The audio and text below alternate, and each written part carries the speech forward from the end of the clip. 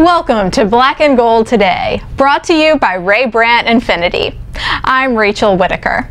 Let's talk about some pretty big news here on this Thursday as I welcome in Saints columnist Larry Holder. Larry, nice to see you. Yep, you too, Rachel. Well, Keenan Lewis got, we heard, more guaranteed money. The Saints restructured his contract a little bit to give him a little over $10 million more guaranteed after he went on his social media tirade, so to speak. Oh, definitely a tirade. Yes. Absolutely. Disgruntled tirade, no question. Yes, on Instagram. But how much of an impact does this have on him and the Saints? Well, of course, it came off pretty bad what Keenan Lewis did. Asked to be shipped away, wanted to take his talents elsewhere, of course, coining the LeBron James infamous term.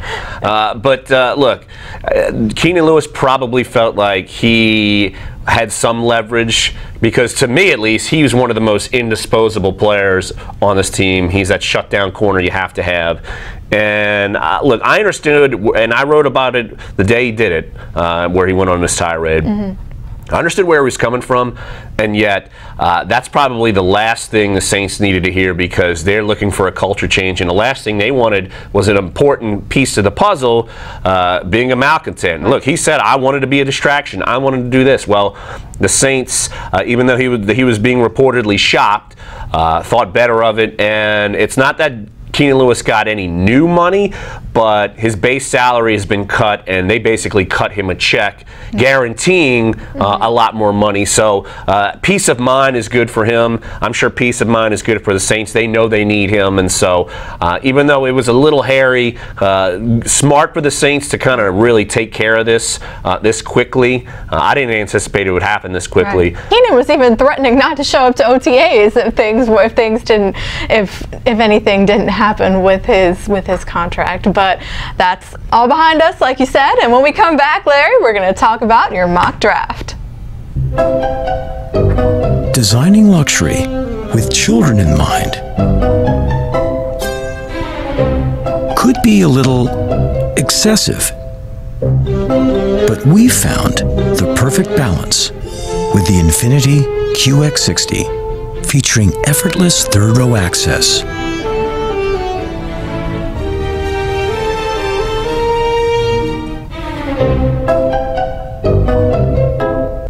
Welcome back.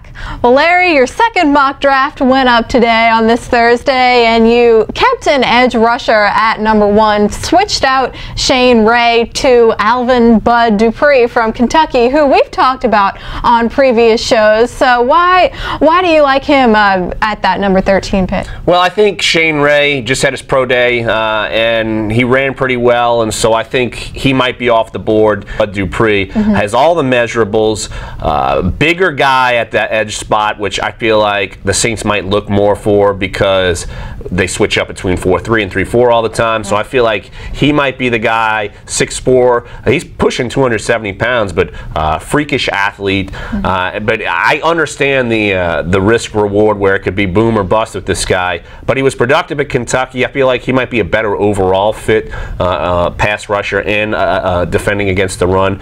But if you look at my mock draft, the one I had from 2 weeks ago and the one I had posted today, it's vastly different because of all the moves and that have gone on, and so you can go in a bunch of different directions. Look, I think the Saints could target wide receiver, especially with no more Kenny Stills. They could look at him at number 13, and then at number 31, you've got that number 31 pick, and so you could look at a bunch of different options. I had Florida State cornerback P.J. Williams. I passed on Marcus Peters from Washington, cornerback.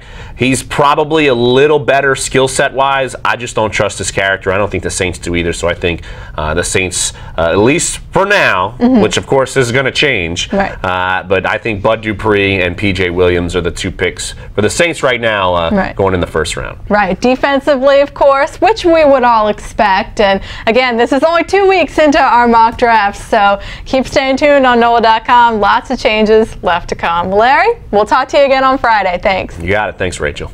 And thanks for watching Black and Gold Today. We'll see you soon.